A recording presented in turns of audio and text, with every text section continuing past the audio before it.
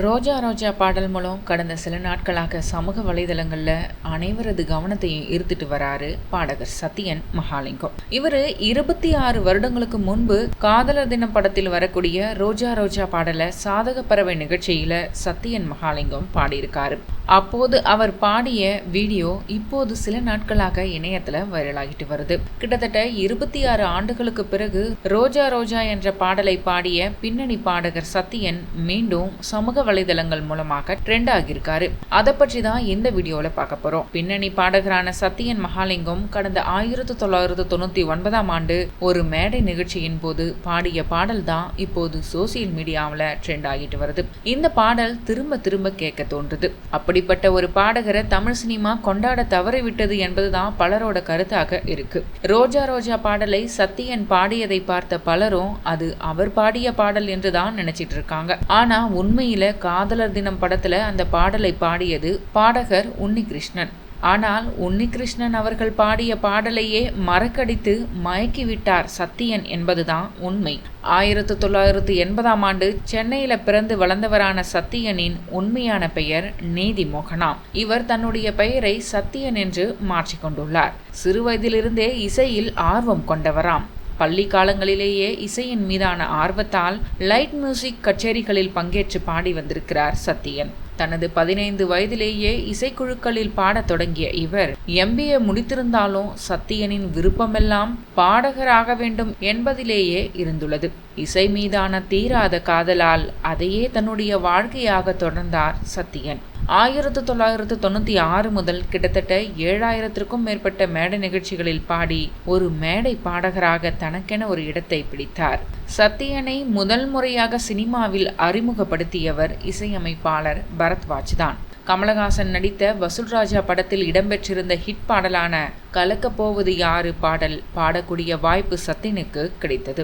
இந்த பாடல் பெற்ற வரவேற்பால் தொடர்ந்து அவருக்கு பல்வேறு இசையமைப்பாளர்களிடமிருந்து அழைப்பு வந்திருக்கு. யுவன் சங்கர் ராஜா இசையில் அறிந்தும் அறியாமலும் படத்தில் சில்சில் மழையே என்ற பாடல், நேபாளி படத்தில் இடம்பெற்ற கனவிலே என்ற பாடல், பாஸ் என்கிற பாஸ்கரன் படத்தில் வரும் பாசு பாசு என்ற பாடல், கழுகு படத்தின் ஆம்பளைக்கும் பொம்பளைக்கும் என்ற பாடல், மாற்றான் படத்தில் வரும் தீயே தீயே என்ற பாடல் போன்ற சூப்பர் ஹிட் பாடல்களை சத்யன் பாடியிருக்கிறார். இப்படி தமிழ், தெலுங்கு மற்றும் கன்னடம் உள்ளிட்ட மொழிகளில் 150க்கும் மேற்பட்ட பாடல்களை பாடியிருக்கிறார் சத்யன்.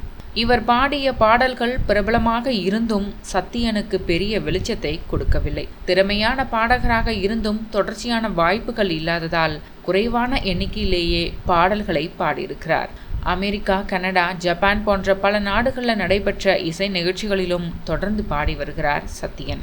2008 ஆண்டு வெளியான விழித்திரு என்ற படத்தின் மூலம் இசையமைப்பாளராகவும் அறிமுகமானார் சத்யன்.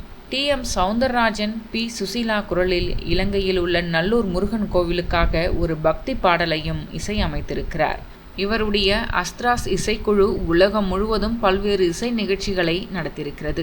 இருந்தாலும் பலரது வாழ்க்கையை தலைகீழாக புரட்டிய கொரோனா ஊரடங்கின் போது சத்யனுக்கு வாய்ப்பு இல்லாததால் பொருளாதார தேவைக்காக அமெரிக்காவில் உள்ள ஒரு ஹோட்டலில் 4 மாதங்கள் வேலைக்கு சென்றிருக்கிறார். அங்கு சென்றாலும் சத்யனின் இசை ஆர்வம் குறையவில்லை.